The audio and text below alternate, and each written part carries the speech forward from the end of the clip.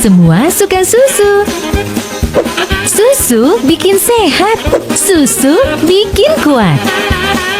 Ditambah makan siang bernutrisi, gizi anak terpenuhi. Anak sehat, ibu bahagia. Untuk anak Indonesia, bersama Prabowo Gibran, generasi sehat, Indonesia maju. Prabowo Gibran. Yang sudah baik, lanjutkan. Yang belum baik, perbaiki. Demokrat!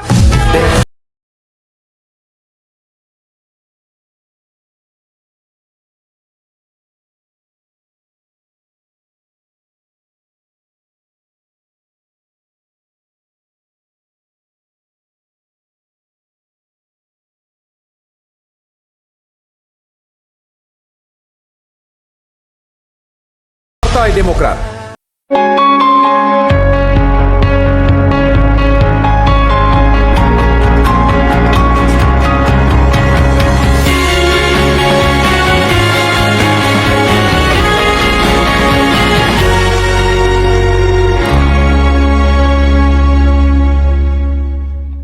Guys, TikTok Shop mau ditutup. Aku mau kasih komentar. Pada yang terhormat Bapak Presiden kita dan Bapak Menteri yang memangku jabatan yang memutuskan bahwa TikTok Shop akan ditutup dengan alasan social e-commerce, jadi social media dan e-commerce itu harus dipisah. Aku baru tahu sih, ketika kita sudah maju, kita harus mundur ya. Ketika sudah revolusioner, kita harus balik lagi ke zaman sebelumnya ya. Padahal itu suatu breakthrough yang luar biasa. Apa sih yang salah? Menurutku juga nggak ada yang salah. Kita kan jualannya bukan barang pidana ya, kecuali kalau misalnya jualannya narkoba ya. Kalau jualan narkoba, oke lah mau dilarang ya. Ini aku nggak paham apa yang dilarang ya. Aku setuju bahwa kehadiran e-commerce itu mempengaruhi dunia offline. Cukup diatur saja Pak kalau menurutku, karena dua-duanya adalah UMKM. Di offline UMKM, di online juga UMKM. Kenapa nggak diatur sama-sama regulasinya sehingga jadi lebih baik? Masih ingat kan kejadian ojek online dulu? Ojek online dulu tuh juga luar biasa hebat, bahkan sampai ada demo-demoan. Semua ojek offline itu semuanya demo, taksi offline semuanya demo. Ini nggak ada yang demo loh Pak sama sekali. Tapi kok bisa ditutup? Apakah perbedaannya karena ada koneksinya ya? Apa yang dilakukan pemerintah pada waktu itu? Pemerintah merangkul semuanya, baik ojek online ataupun juga ojek offline.